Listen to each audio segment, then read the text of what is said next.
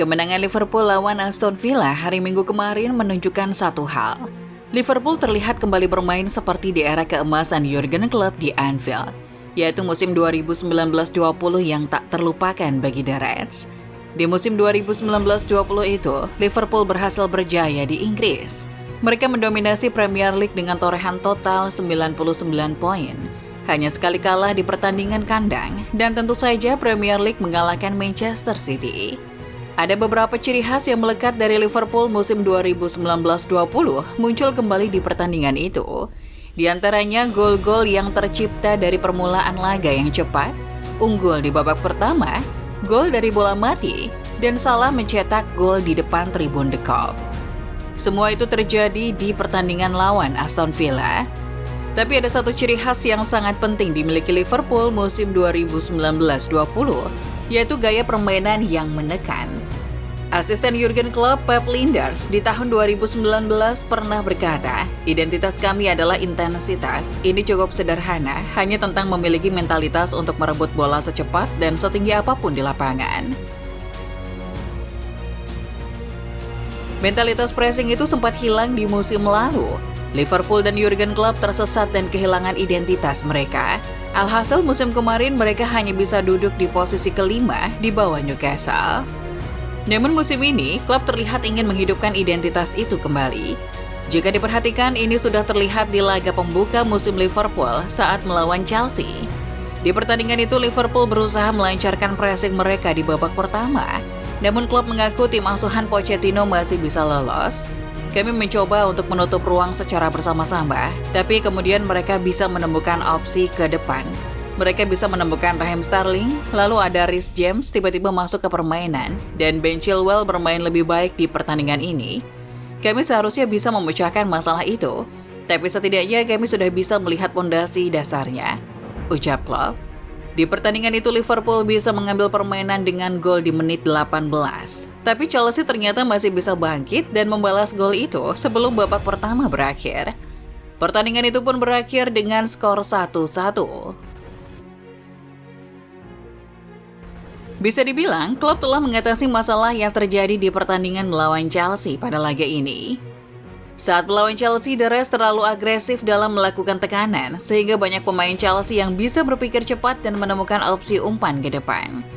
Di pertandingan melawan Aston Villa ini, Liverpool tidak melakukan itu. Daripada terlalu agresif menekan bek Aston Villa, para anak asuh Klopp dengan sabar menunggu. Begitu Villa memainkan bola di barisan depan mereka, barulah para pemain depan Liverpool lari untuk menekan. Tujuan utamanya adalah Pau Torres yang berposisi sebagai bek tengah di sisi kiri. Liverpool menutup opsi umpan yang akan dilakukan Torres. Cukup masuk akal untuk menutup pergerakan Paul Torres. Pemain yang baru datang dari Villarreal itu cukup berbahaya. Ia memiliki lari yang cepat dan kualitas umpan yang baik. Tak jarang larinya dari umpan-umpannya dari belakang bisa merepotkan lawannya. Liverpool bisa mengatasi itu dengan menekan sejak saat bola di barisan pertahanan Aston Villa. Tapi ada kelemahan dari taktik high press ini, yaitu membuat barisan pertahanan Liverpool lebih kosong. Seringkali membuat Joe Gomez sebagai bek tengah untuk maju sampai garis tengah lapangan. Untungnya Aston Villa memang punya kelemahan dalam melakukan umpan. Itu diakui sendiri oleh Unai Emery setelah laga lawan Burnley sebelumnya. Ia mengaku kesulitan untuk menciptakan operan. Akan sangat sulit bagi kami untuk melakukan lebih dari 5, 8, 10, atau 12 operan secara kombinasi. Terkadang kami bisa melakukannya, tapi ketika kami tidak mampu melakukannya, kami harus lebih klinis dan efisien dari biasanya, ucap Emery dikutip dari The Athletic. Salah satu hal penting yang paling membuat pertandingan ini sangat menarik adalah intensitas Liverpool tidak menurun sama sekali sampai akhir pertandingan. Biasanya sebuah tim yang sudah unggul 3-0 sebelum waktu 60 menit akan menurunkan intensitasnya. Tapi tidak dengan Liverpool di pertandingan ini. Salah masih terus berlari mengejar Pau Torres untuk menekan sampai menit ke-80-an. Dan menariknya lagi, intensitas mereka tidak menurun meski ada pergantian pemain.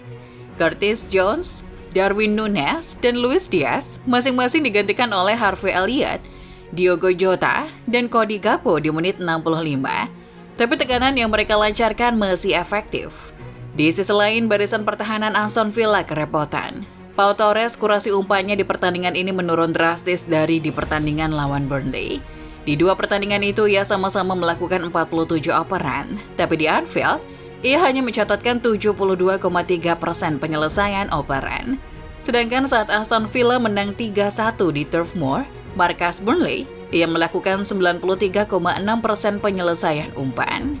Menariknya lagi, kebanyakan umpan Torres dilakukan ke samping atau bahkan ke belakang. 10 ia lakukan ke pasangan bek tengahnya Konsa, sedangkan 7 kali ia membuat operan ke Emiliano Martinez. Hal lain yang perlu dipuji dari Liverpool adalah lini belakang yang solid. Seperti yang telah dijelaskan sebelumnya, permainan menekan ciri khas Liverpool punya kelemahan, yaitu membuat lini belakang kosong. Satu-satunya untuk mengatasi hal ini adalah dengan menghadirkan bek tangguh dan tak tertembus. Di pertandingan ini, bek andalan mereka Virgil van Dijk tidak hadir, dan meskipun memainkan Matip dan Gomez yang merupakan bek tengah pilihan ketiga dan keempat, klub masih bisa memaksimalkannya, terutama Joe Gomez yang tampil bagus. Pasukan Unai Emery telah mencetak 8 gol dalam 3 pertandingan pembuka mereka, dengan aksi Oli Watkins dan Moussa Diaby yang patut diacungi jempol. Tapi nyatanya di pertandingan itu, duet Matip dan Gomez bisa mengatasinya dengan baik hingga mencatatkan clean sheet. Dan tentu saja penampilan Kapten Trent Alexander-Arnold yang juga patut dipuji. Ia cukup tak tertahankan di babak pertama dengan umpan-umpannya dari dalam. Kinerja pertahanannya secara umum juga cukup bagus. Trent tidak terlalu banyak melakukan infarting di pertandingan itu, kecuali saat Liverpool sedang dalam penguasaan bola, dan secara umum itu justru terlihat lebih baik dan lebih solid dibanding biasanya. Sayangnya di babak kedua, Trent mengalami cedera. Klopp berkata kalau cedera itu tidak cukup parah, tapi cukup untuk membuatnya dicoret dalam daftar timnas Inggris di jeda internasional mendatang. Gomez dan Matip bisa dibilang bermain bagus, mungkin karena mereka adalah pemain lama. Dan di pertandingan lawan Aston Villa ini, klub juga memainkan sistem lamanya. Tapi Liverpool telah mengalami banyak perubahan skuad sejak musim 2019-20 yang bersejarah itu. Jurgen Klopp menyadari hal ini, ia tahu kalau ia tidak bisa langsung mengharapkan para pemain baru nyetel dengan sistemnya.